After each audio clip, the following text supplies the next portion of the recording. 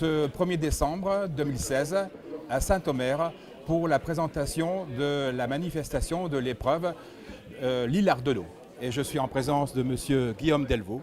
Vous êtes élu à Saint-Omer, chargé des sports. Monsieur Delvaux, que cette présentation de l'Hilar de l'eau se fasse à Saint-Omer, c'est une évidence. Saint-Omer, c'est une ville du cyclisme.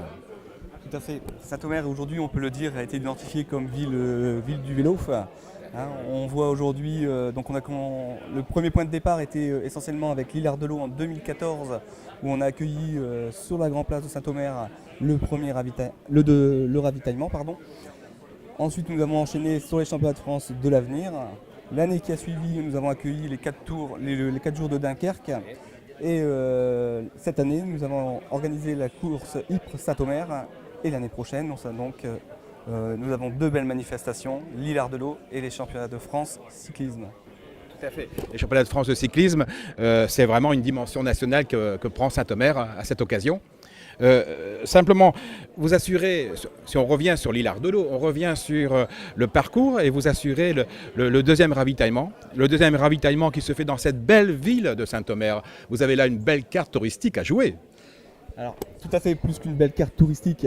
Donc il y a l'aspect tourisme qui va être essentiel, puisque, on va le rappeler, Saint-Omer est doté d'un patrimoine historique et culturel.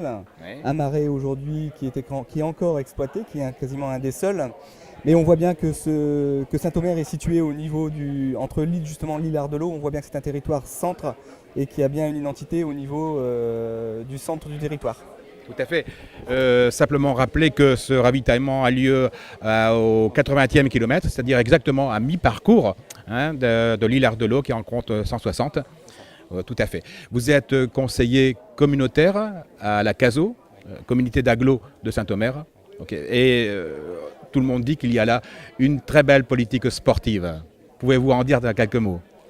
Alors oui, tout à fait. La politique sportive de l'agglomération prend de l'ampleur de jour en jour. Oui. Elle a démarré notamment avec ce site, avec le cercle nautique, dans la piscine qui se trouve juste à côté. C'est ça. Donc on a réuni des associations ensemble avec un nouvel outil de travail pour eux, qui est passé sur une dimension de qualité supérieure. Aujourd'hui, on a également, il y a pas plus loin qu'il y a 2 jours, nous avons pris la compétence au niveau du canoë-kayak, parce qu'on va accueillir également les championnats d'Europe. La même année. Donc voilà. Ça dépasse donc, le cyclisme. C'est tout à fait ça. Et nous avons créé justement une aide avec l'aviron et le canoë-kayak. Donc on est sur une politique de mutualisation. On veut vraiment donner un nouveau souffle à nos associations sportives avec des équipements de qualité et continuer dans ce sens-là. Okay. Merci Monsieur Delvaux. Vraiment, ce territoire est magnifique. J'ai pu l'apprécier de nombreuses fois. Et certainement que les gens qui vont venir pour l'Hilar de l'eau de toute la France et des pays environnants, les Belges, y trouveront vraiment leur compte. Vous pouvez retrouver cette interview sur odopaltv.com. Merci Monsieur Delvaux. Merci.